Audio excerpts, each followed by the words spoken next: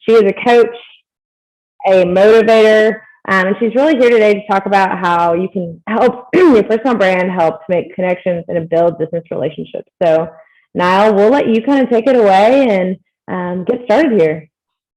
Great. Thank you so much. I'm really excited to be here with Greater Nashville Technology Council. I'm super excited. Thank you for the invite. We are going to dig into how to use your personal brand to make connections, to build business relationships, and also, accelerate your professional aspirations and career. So while we are, our time today is going to be spent diving into like these four areas. We're going to talk about the power of the brand and what it means, what brand even means, and the difference between communications, marketing, and branding, and how to use your brand to accelerate your career. And then we're going to put it into practice. We're actually going to start working on crafting a brand statement that you can use immediately, but it will evolve over time. So we're not going to try for perfection. We're going to go for progress. And then we are going to talk about how you deploy your brand, whether it's through publicly on social media, or if it's within your company or with customers or clients. We're going to talk about some practical, tactical ways that you can do that. And before we get started, I do want to introduce myself and tell you a little bit about myself. But while I do that, I'd really love it if you would take an opportunity to drop some comments and questions in the chat that you might have. So if there are thoughts or things that you want to be sure that I cover or that we discuss today, or questions that you have going into branding, just drop those in the chats while I'm taking a little bit of time to introduce myself. And I also want to give you a few little housekeeping things. So first, if you switch to speaker view, you'll see me and the slides, or you'll see whoever is speaking in the slide. It just makes for a better experience as you're trying to take in everything. My chat box and audience window is on the screen to my right. So you will see me look over to my right sometimes to check that. And then I like to be interactive. So sometimes I'm going to ask for a thumbs up, a thumbs down, to raise your hand. Or drop comments in the chat box as I go along. So as I'm going along, if you do have things that you're wondering about, or hey, can you say that again? Or I didn't quite get that, or something resonates with you, you have an aha moment, drop that in the chat box. I love to be interactive while we're doing this. Is that fair? So can I get a thumbs up if that's good for you? Awesome, thank you. So a little bit about me. I'm Nile Harris, and I started my career over 20 years ago in financial services after earning degrees in finance and one in communications. And I really loved finance and financial services. I worked on the Chicago Board of Trade as a licensed broker, and I worked at Chicago Board of Options Exchange, and I was also an account manager, but it wasn't for me. So I loved the idea of trading, but who I had to be and the values didn't quite align. But so I switched into process improvement, and I liked that better, but it wasn't quite exactly what I was looking for. So I left my hometown of Chicago and went to business school. And that's where I discovered healthcare. And I thought it was completely awesome. I did my internship at Eli Lilly in Indianapolis. And then after business school, I went on to work at one of the leading medical device companies in the world. I was there for 13 years. I studied strategy and general management. And while I was at this company for 13 years, I had a general management track. I actually started in the leadership rotation program in IT as an IT project manager, and then did rotations through strategy, sales, which is how I ended up here in Nashville. So I was in Minneapolis for a while. I was in the Netherlands for a while. So I've been in marketing, operations, in marketing product management, pricing, and pricing strategy. And I left there after 13 years, as I said, because I was ready to take a risk. I was ready to do something different. And I transitioned into K-12 education, which was something I'd always wanted to do. And I did it through this program called the Broad Residency. And it's a 2-year residency. You're paid to take your expertise and bring it to the K-12 space. And that was earned a Master of Education, where I was leading strategy for a a charter management organization here in Nashville. And then I transitioned back into biotech and medical device as in a small consulting agency. Again, not quite the fit that I was looking for, but then I started my own business doing consulting. So I'm a consultant, advisor, speaker, educator, and I work with a lot of companies that are startups, nonprofits, K-12. I also am vice chair of the board of directors for Matthew Walker Healthcare Clinic. I am an advisor in residence at the Entrepreneur Center.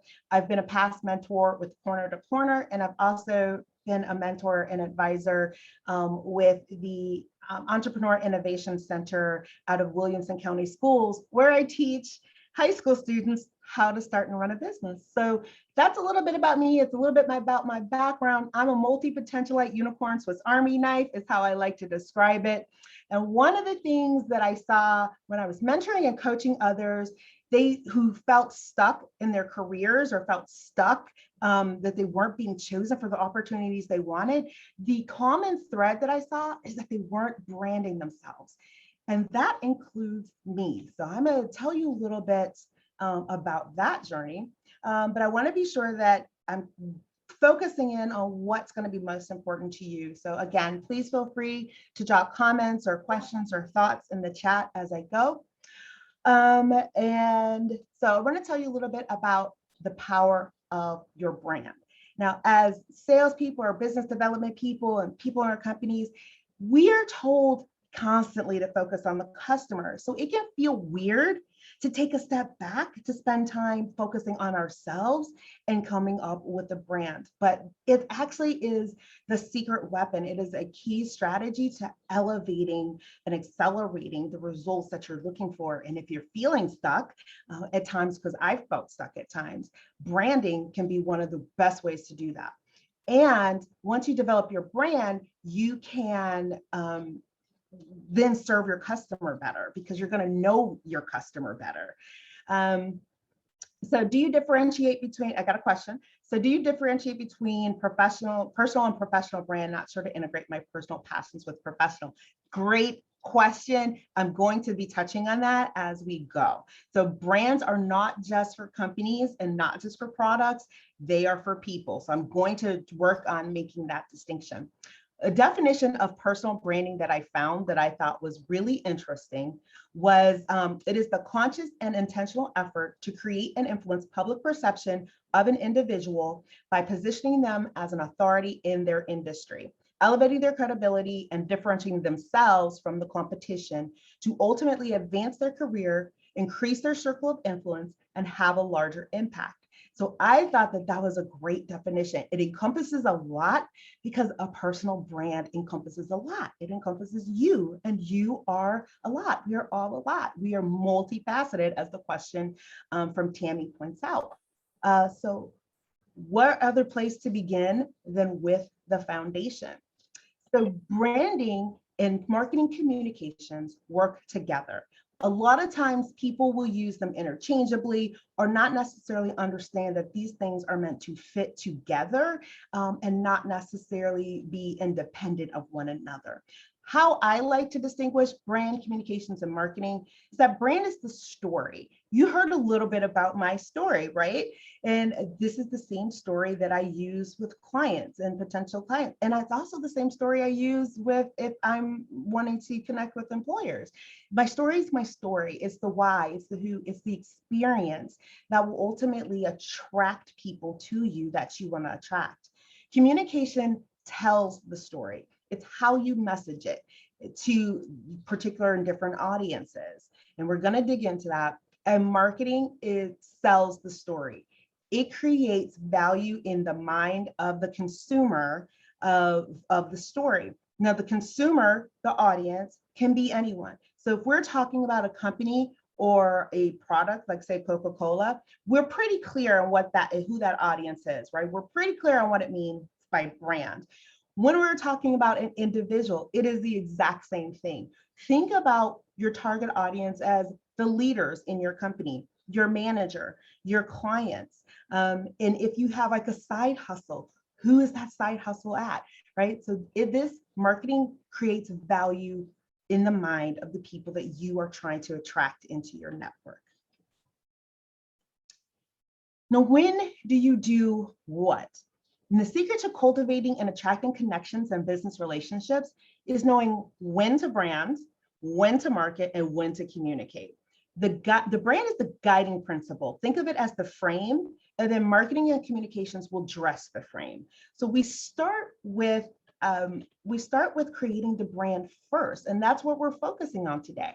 So when we think about brands as people, we see them every day. We probably just don't think of them as a brand, right? So Madonna is a brand. Jennifer Lopez is a brand. Are there other people that you can think of who are just sort of standalone brands, right? They might have companies, but we know them more than we know the name of their company. So for example, Oprah. Oprah is a brand, but do you know the name of her company? She owns a company and that runs all of this, but we associate more with her brand. The name of her company is Harpa, but we know her as Oprah. So you can do the same thing with your own personal brand. When we think about branding, start with something that is uniquely you, that is identified uniquely as you. People think of you. If you're like a 5K runner or 10K runner, or just a runner in general, people associate running with you. If you wear, bow ties, people associate bow ties. Oh, they think of you. Your why, why you do what you do. So my why is to do good in the world by helping do-gooders do good in the world. Do you have a why? And do other people know it? Think about also your signature style, like the way you dress, the colors that you wear. Do you have a motto that you're known for always saying? These are all parts of your brand.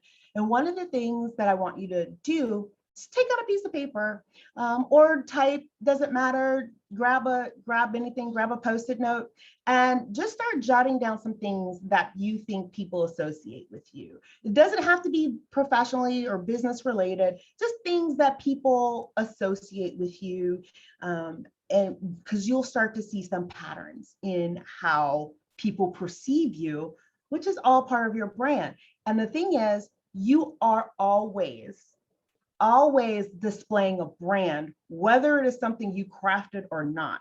It is better to have control of the brand than to let the brand be randomly interpreted or perceived. So this is about taking control of that brand, but we are always giving off a brand. We want to be sure that we are giving off the brand that gets us where we want to be and accelerates our results. So while you're jotting down things that people associate with you, I want to tell you about Stan. Now, when I started out of college, I started in financial services, as I mentioned before. And I was an account manager and a licensed broker at one of the larger options traders in Chicago. And after trading, things shut down and we start to settle trades and start to sell accounts and things like that for about an hour, hour and a half, and then people sort of disappear. And that's typically when, if you have some additional client work that you have to do, you're typically there. So I was there one night by myself. It was late fall, so it was dark in the office except for the one light that was above my head, shining down onto my keyboard. And I'm sitting there and I'm typing and working away. And Stan, who was the vice president of sales and development, opens the door to his office, and he comes and he takes a seat in the chair next to me. And I'm just typing away, and I'm just, I see his presence, but I'm trying to get this done. And he says to me, "Hey, Nyle, you see my cufflinks?" "Yeah, I see your cufflinks." "You like my cufflinks?" "Yeah, they're great cufflinks, Stan." "Do you know why I wear cufflinks?" "No, Stan, I don't know why you wear cufflinks." "I wear cufflinks because I want to be executive director one day. No one else wears cufflinks. I'm the only one that wears cufflinks. And when people see cufflinks, they think of me." And I sort of stopped and I'm listening. And I look at him and I say, "Cufflinks?" And he says, "Cufflinks. I dress for the career I want, not the job I have." And I stopped And I thought about it, and he disappeared back into his office to do whatever he was doing in there. And I always just kept it tucked in the back of my mind. I dressed professionally, so he wasn't telling me I didn't dress professionally. I wasn't quite sure what he was trying to communicate to me. So it's one of those things that I filed away in the back of my mind to think of later. Now, as I said, a few years later, I went on to business school. And so my first job out of business school was at this company, this large medical device company where I was an IT project manager. And I was in a leadership rotation program, and I rotated every 6 months. And this was a great experience. But after I finished the rotation, I had to pick a job or pick a major, if you will, because I was doing general management sort of track. And this is where I kind of had the idea that I needed a brand. And so what I started doing was I started raising my hand for initiatives that were outside of my job. And one of the things was recruiting. And what I would do is I brought my expertise in IT and strategy and project management. I brought my expertise to this. And people would always say, oh, that's so amazing. How did you do that? And I would say, it's what I do. And I would always answer everything. It's what I do. And it's what I do became my brand. And that was my first mistake. Because what started happening was people started to see me as very tactical because it's what I do. I do. The more strategic opportunities started going to other people while I was being asked to do more execution type things that I wasn't interested in. I studied strategy and general management. I wanted to do strategy, and here I was being tapped for more of the tactical things. But that's my fault because that's how I branded myself, by saying, that's what I do. But then I got a little bit smarter about it.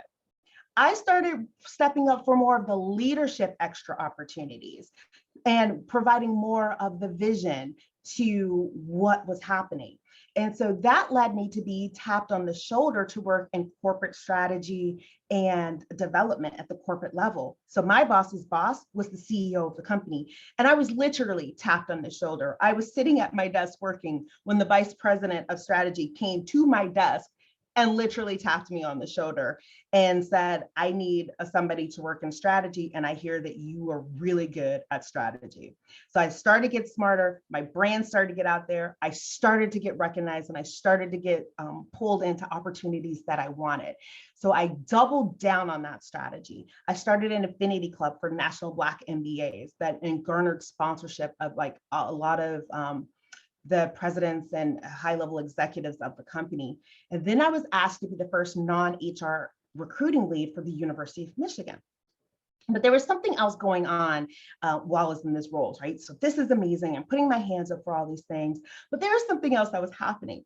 For some reason, all of the men, and mostly worked with men, were super tall. And so I was always doing this, having conversations with them.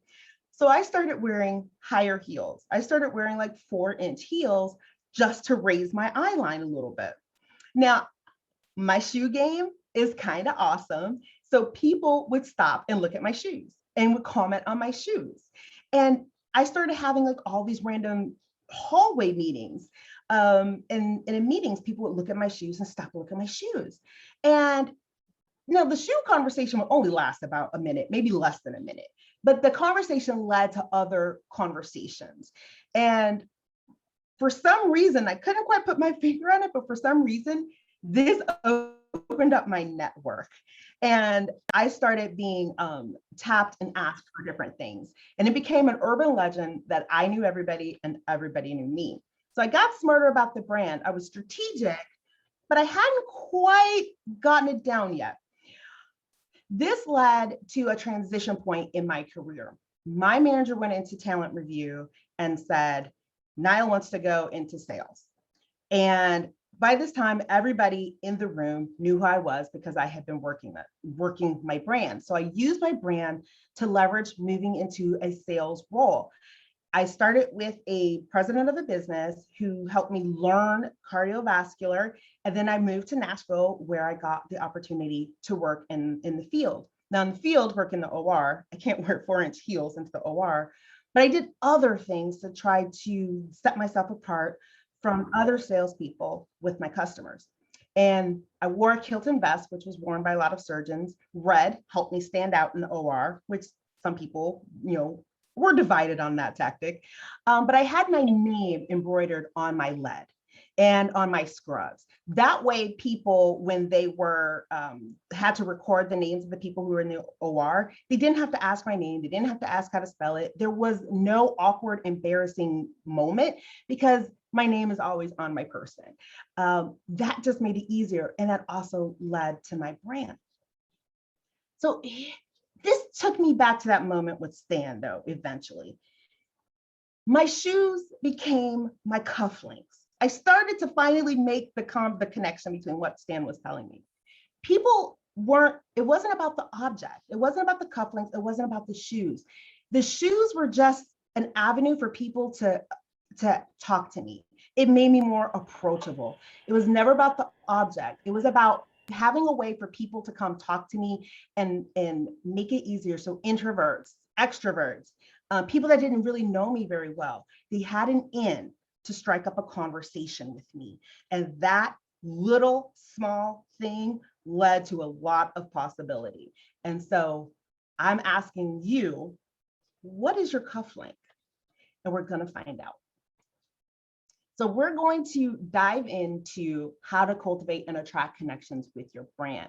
We've talked about what brand is, and we've talked about how you can use it to navigate within your company and with your customers. And it's one single brand. You're not having a brand. To be more specific, you don't have a personal brand that you have with your personal passions, and you don't have a different brand that's your professional. You are you, but you message it differently. And we're going to dive into that. So again, get out that pen and paper. Be sure to be dropping questions in the chat. I know I'm telling you a lot. So we're going to go through what are the elements of your personal brand, which are very similar to the elements if you were putting together a brand for a product. Now, this is pretty much clockwise. And I always start with why. If I'm working with a client, if I'm coaching somebody, start with your why. People don't care how much you know. People don't care what you know, how you know it. They want to know how much you care. They want to know why you're there. They want to know your personal statement. And so that's why I always start with why. This encompasses your mission, your vision. And it doesn't matter if it's a why for a personal passion, or if it's a why for why you're a sales rep, or why you do marketing, or why you're working at this particular company. People want to know.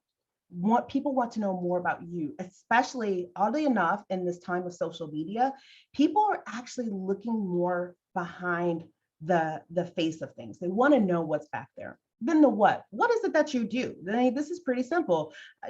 I sell software. I sold medical devices, or I marketed medical devices. The what. But you want to be clear about that what, and then also the how. And the how is just how you would basically go about doing it. If you sell software, I sell software by helping people understand their pain points and solving them, right? So the how is people understanding people's pain points and how you solve them. The who, which is critical, it's critical that you know your who. In marketing, you will always hear people say, you have to know your who, you have to know your audience, because if you are talking to the wrong person, they are not going to buy it. So you can't market to the wrong person, because you will never create value in their mind. So you have to know who. Is it your manager, your leadership? If you are trying to change businesses, your who are the people in that new business. If you are trying to get a promotion, the who are your peers, your boss, and your boss's boss, right? The where are the people that you want to connect with? Where one of the places is Nashville Technology Council. Is it the Entrepreneur Center? Are there groups at your company, running groups, or wherever these people that you want to connect with are? The impact. Part of branding, a lot of times people think of brand, they think of the colors and all of that. That's a part of it. The brand is the impact that you have on your who. How do they feel after they walk away from you? Do they feel like, wow, Steve really knows what he's doing? Or wow, Susan has this all together. I'm going to come back to her because she knows what she's talking about. Or I felt seen by this person, right? they want to know, they want to have an experience with you. The ethos is the guiding principles. It is actually very factual that companies that have ethos or values or stated values that publish them, those companies actually perform better and they have better employee engagement. So if you have your own personal ethos, like for my company, Warrior Unleashed, I have my 10 Warrior ethos. This is how I interact. This is how I show up. This is what you can expect from me. And I had those ethos. They've changed slightly because now I own my own business, but I had guiding principles when I worked at a company. So if you were to remind you, I left the company because our values no longer aligned, right? So what are your values? And hopefully you're jotting these things down as we go and you've got that paper out. Again, feel free to ask questions in the chat. And then style. That's when we start getting into the colors and things, the cufflinks, the shoes. People started to recognize my presentations, for example, because I always use the same colors and I still use variations of the same colors now. They were my alma mater's school colors, right? They're my alma mater colors, orange and blue, maize and blue. Though that's pretty much been my go-to colors for like the last, I don't know, 18 years, whatever. But that's how people can start to identify you. So that's when we start thinking about what are your cufflinks. So I want to share some secrets of some award-winning reps that I had the pleasure to work with. So after being in the field, I became a product manager. So for roughly about 6 to 7 years, I was working with some of the best sales reps ever. And when I became a product manager, I wanted to know how they did what they did. So I took over a failing product line and it was like 80% to plan when I took it over. And I managed to get it up just over exceeding plan. And I did some analysis to look at what reps were driving this. And 80-20 rule. 80% of the revenues were coming from 20% of the reps. So I went out and I started writing with them, asking them questions, trying to understand, like, what is it that you're doing differently than everyone else? How are you winning President's Club? I had a president's, my trainer when I first started in the field was a multiple President's Club winning rep. I have lost count at how many President's Clubs he won. But his brand was patient first and integrity. He did not do a case on a patient if he did not feel like it was in the patient's best interest. And he told me, if you focus on the patient, the sales will come. He didn't say focus on the customer. He said, if you focus on the patient, the sales will come. So basically, focus on the outcome and people will come to you. So back to these reps, these 20% of reps. Here's what I noticed about how they distinguish themselves from their peers. They distinguish themselves as experts in their disease state. So like I said, I was doing cardiovascular, peripheral specifically. So peripheral being legs. So if you have like a blockage in your leg and you get a stent or they go in with a balloon, that's what we did. And they knew everything about peripheral cardiovascular space. They did extra lab time. They did extra trainings. They went to conferences. They met with customers. They reviewed film after film after film of legs and veins. They became experts in their disease state. They used the product as a tool to demonstrate their expertise with their customer. They didn't sell the product. They sold themselves, and the product was merely a vehicle or an extension of their expertise to solve their customers' problems and drive better patient outcomes. So they were a partner. They positioned and branded themselves as a partner with their customer. They weren't trying to sell the customer on the product like, oh, look at these features and benefits. No, I'm an expert in peripheral space, and this product can help you in this situation, or this product would be better in this situation. And also, much like my training rep, they would also say, my product is not the best product to use in this patient at this time. So they also had that value of integrity. So those secrets of award-winning sales reps, they branded themselves first and used the product to demonstrate their expertise and as an extension of their brand. So hopefully you're still with me. Give me a thumbs up if you're still with me. Feel free to drop some questions in chat. I see that thumbs up. Thank you.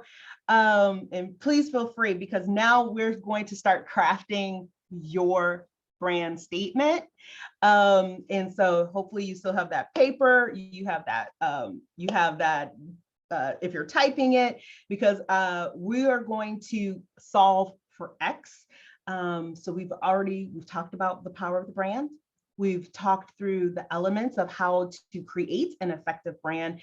And now we're going to put that together into making a brand statement. Now, this is an exercise I use with my coaching clients. And we're taking this back to high school algebra, because we are going to solve for X here. Don't worry, I'm going to break this down for you.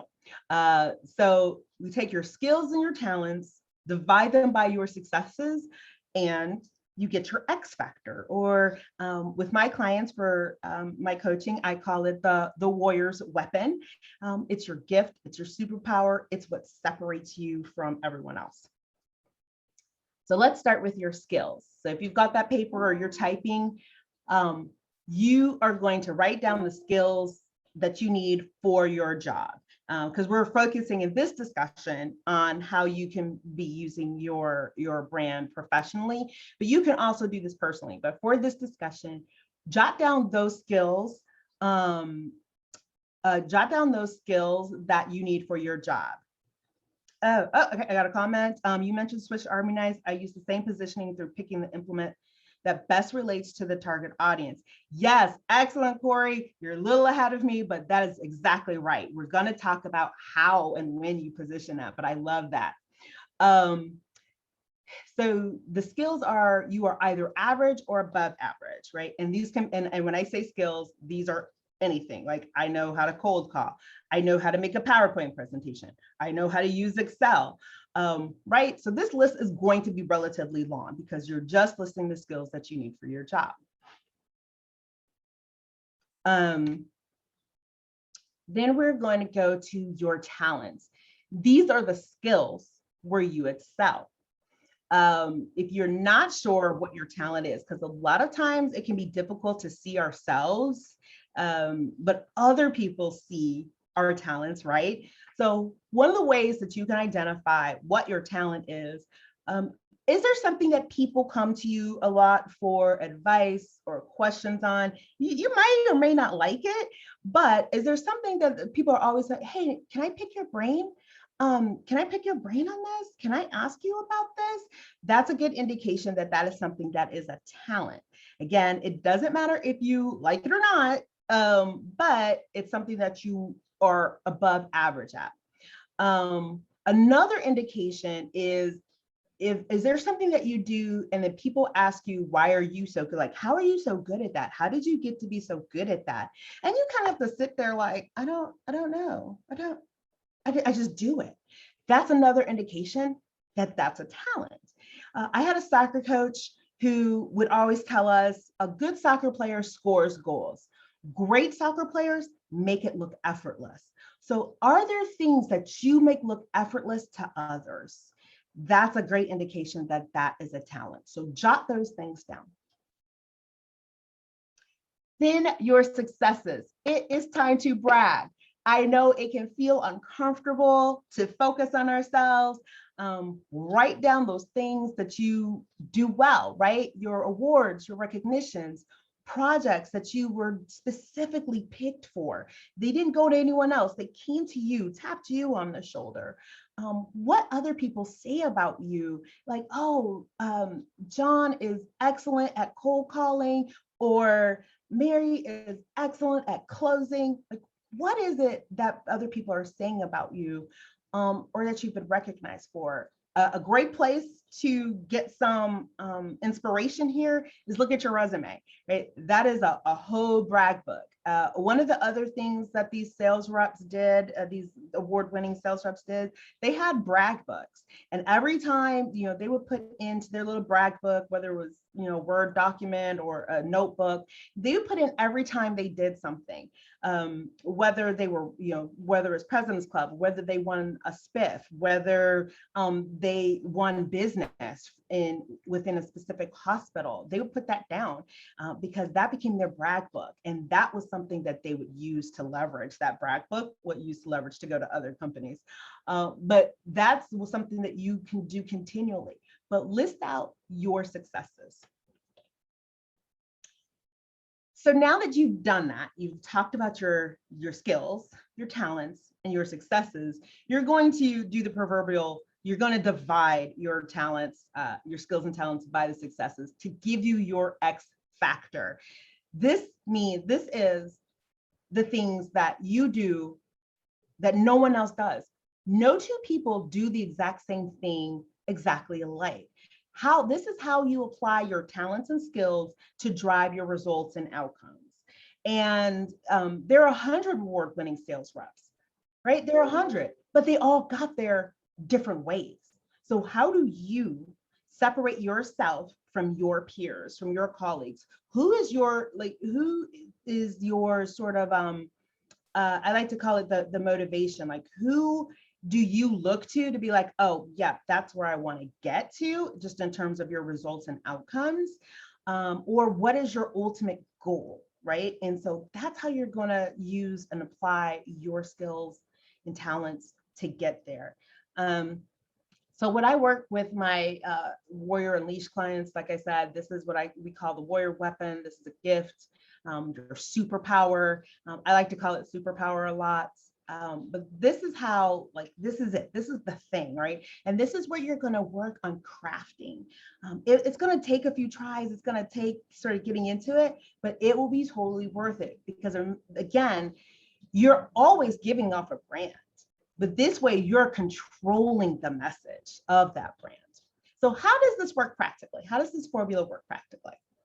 So if we talk about your superpower, like me, you might have had a vague sense of your superpower, because I kind of knew what it was, but I couldn't articulate it. I couldn't crystallize it. I couldn't say it to anyone else. And after several years, I was able to get it down to a single sentence, but after some experience. And it won't take you that long because you're here with me today. So my superpower is I close the strategy to execution gap. Now, that is not my phrase. That is actually a phrase from Michael Porter, who is a leading global strategy thought leader. He's like one of my personal heroes. Love Michael Porter because I love strategy. But that's a phrase and term that he coined. And that's where I started. I started there because it was crystal clear. I could articulate it to somebody else could somewhat understand it, but it made it clear to me. And then I started making micro decisions that displayed that brand. So then when you get into the actual brand statement, what does that look like? Reflect back on the brand elements of the why, the who, the what, the how, all of that, right? And you're going to sort of craft this into your unique value proposition. So my brand statement is I am a coach, advisor, speaker, educator, working with businesses, entrepreneurs, and professionals to transform your passion and purpose into profit by helping them master their mind and their basic business skills, right? That encapsulates all of it, right? And so it might get messaged in different ways, but that's ultimately what your brand statement is going to kind of look like. And again, it doesn't matter if this is within a company and you're an employee, what is it that you do that separates you from your peers? Because when people go in rooms to talk about us, these are the statements that are coming up, right? When they're doing talent reviews or those hallway conversations. The more you say it, the more other people will start to embody it and think of you and attach it to you. And that's when you start to attract the people to you, rather than you always having to go out and sort of cultivate those. People start calling you and emailing you. So examples might be, I help small businesses use systems to make sense of data. I design systems to help hospitals equip care providers to make data-driven decisions. or I work with large enterprises to organize, consolidate, and interpret marketing analytics. Right? Those are just some examples to get you thinking. Okay, so we have talked about the importance of the brand, what goes into your brand. We've talked about how to craft a brand statement, and we are going to talk about deploying your brand, putting it out there in the world. And one of the ways, and when we talk about the brand, listen to what people say when they compliment you. A lot of times we'll like to sort of push off a compliment that we receive. Listen to what people are saying. I had a manager that I didn't really get along with all that well, but he said something to me one day. And he said, now you're really strong at going from strategy to tactical execution. It seems pretty effortless for you. And it was like, bing, bing, bing. He said, I make it look effortless. And that's how I got to close the strategy to execution gap. But my gift or brand hasn't changed since 2013, 2014, when that conversation occurred. Only the way I communicate it and market it, the way I message it and market it has changed, not the brand. But I leverage my professional brand. So we're going to talk about how you can message it and market it so that it resonates with your target audience. So you got to meet your audience where they are. And this is why it's so important to know your audience. So when we talk about closing the strategy to execution gap, that doesn't mean anything to people who don't know who Michael Porter is. You can put it together, but honestly, it seems kind of stiff, right? Like you're going and trying to have a conversation with somebody like, yeah, I closed the strategy to execution gap. It doesn't really flow with the conversation if that person is not somebody who comes from that level of understanding of Michael Porter and strategy and all that. So other ways that I message it is if I'm talking to a medical device or a biotech or a pharma company, I say I bring ideas to life, right? It's a play on words. I bring ideas to life. If I am talking with people who are doing startups or side hustles, I say I liberate your dreams from the confines of your mind. I help you take what's up here and bring it out here. I wouldn't have come up with Uber, but I can make Uber manifest. Other ways, if I'm talking to the high school students that I mentor and volunteer with, I say I make ideas reality. So knowing your audience will help you craft the message. The underlying is the same. I go from point A to point B. That's the underlying thing. And I do it effortlessly. I can come up with the idea. I can come up with the plan. I can execute the plan. But this is how I message it specifically for different audiences. And that's what you'll do. The next thing you want to do is market yourself. Now, this will be uncomfortable because we are taught to market our product, to market our company, market yourself. Remember, those award-winning sales reps marketed themselves first, then use the product as a way to showcase and highlight their expertise. And they solved their customers' problems, which is why their customers kept coming back to them, which is how they got the sales, which is how they got the awards. So what are ways that you can market yourself? Social media, right? Now, I'm not suggesting that we all go to TikTok and start doing those dances, but you can be using LinkedIn. If you're using LinkedIn, or if you have LinkedIn, but you're not really using it, that is a breeding ground there for being able to make connections.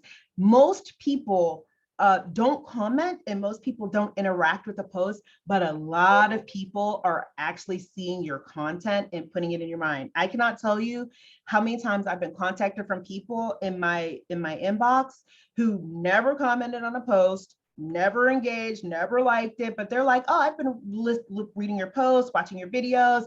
I'd love to work with you. And it just comes, so don't discount the power of LinkedIn. Other ways, there are a group of surgeons that I used to work with. They sort of created their own Twitterverse, and they post films from surgeries. They comment on different surgeries. And so it's a really big deal. If you're like a surgeon, an upcoming surgeon, and you post something on Twitter and you tag them, it's a really big deal if this group of surgeons comments on that film or that person's post, right? So they created like this own little sort of universe. And there's like the leading surgeons in the country when it comes to vascular. Does your company have an internal community board or some sort of internal like Facebook, if you will, where you could be posting content there? Do that, be engaging with people. Seek out speaking opportunities, start within your company to share your expertise. Start with the Nashville Technology Council, the Entrepreneur Center. There are opportunities to speak and share your expertise, build that trust. Interviews, podcasts, get interviewed. If you don't have time to create content, and you do, it can take an hour. I say give yourself an hour, 3 days a week to create some content to put on LinkedIn. It could be as easy as just writing a post, right? Content is anything. It can be a short post about an experience you had or a customer you had. But I would also supplement that with interviews or podcasts or getting interviews for articles, right? If you're using LinkedIn effectively, there are always people who are always sort of searching and asking for, hey, can you come talk? Hey, can you write this article? Hey, can I interview you? But I will tell you this, my experience, by far the most effective way to raise your brand is to raise your hand. That was the way I got my brand out there. I got my name out there by raising my hand for opportunities and initiatives beyond my job, because I was volunteering that time. People saw like, oh, that's volunteering. That's not in her regular responsibility. So she must be passionate about that. She must care about that. But it's also an impactful way to showcase your expertise and your superpowers and also develop them. And also that's where you can make mistakes, right? When you're putting up your hand for those extra things. And it's better to make mistakes in the things you volunteer for than it is to make mistakes in the things that your job entails. But it's also okay if you make mistakes and recover from those mistakes. That can be also part of your brand. Like, hey, I never make the same mistake twice. Well, let's talk about small changes.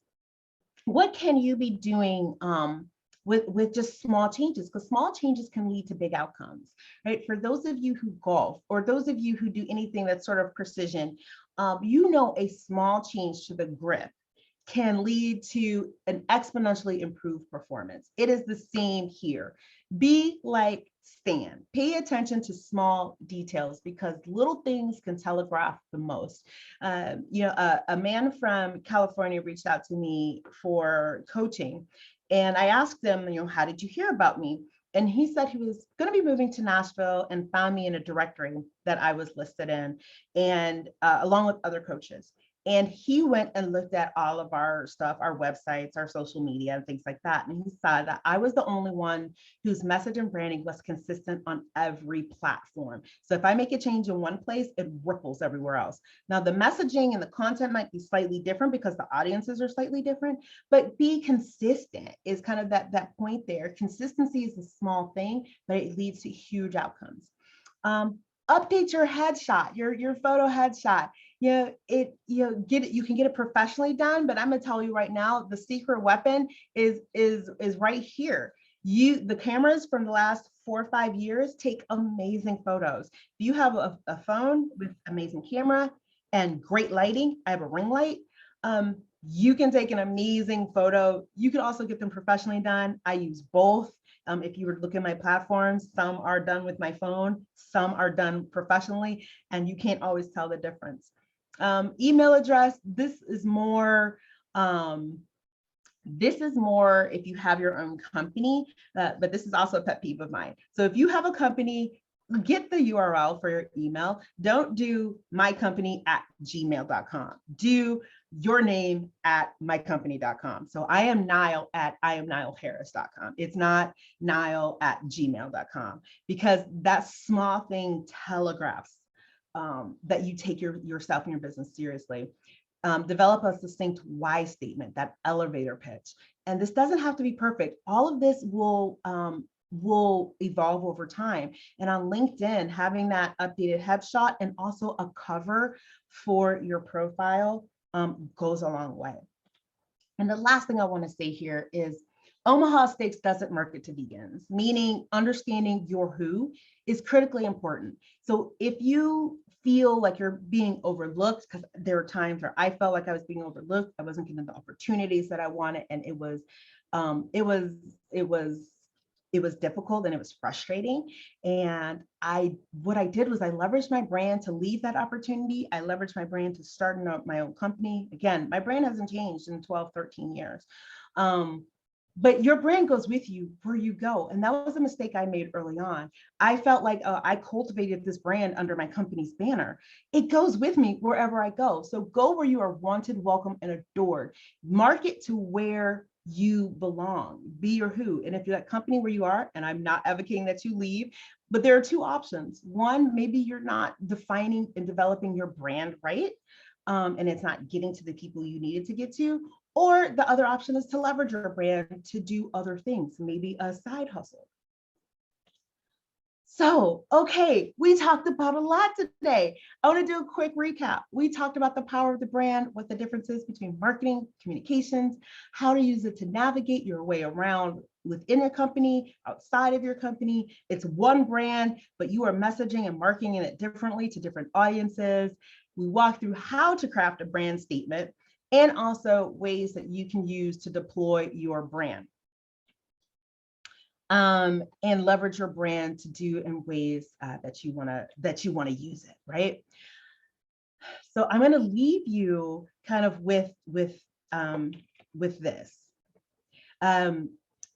People are going to forget will not remember the journey, but they will remember how you made them feel. They will remember the outcome. They will remember the result. And that's essentially what brand is. Your brand is how people feel when they walk away from you, when they interact with you and engage with you. So I'm going to stop there and let you ask me some questions. I see that there's some stuff in the comments. Yep, see that own self, be true, core brand, be true everywhere. Yes, Corey.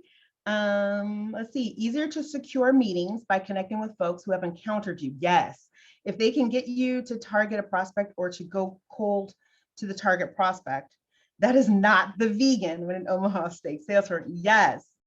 So my point of view, cold calling, you can cold call a prospect.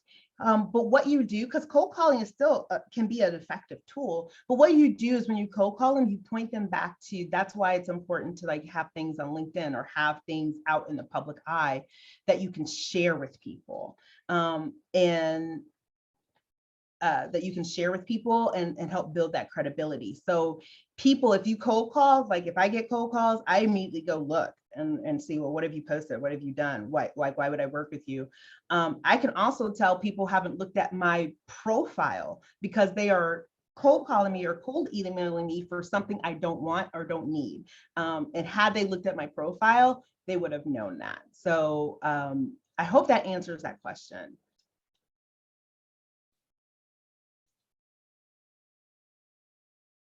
Hey, yep. Yes. How we make people feel. Yeah, it is easy. Yes, it's easy to lose when we break that trust.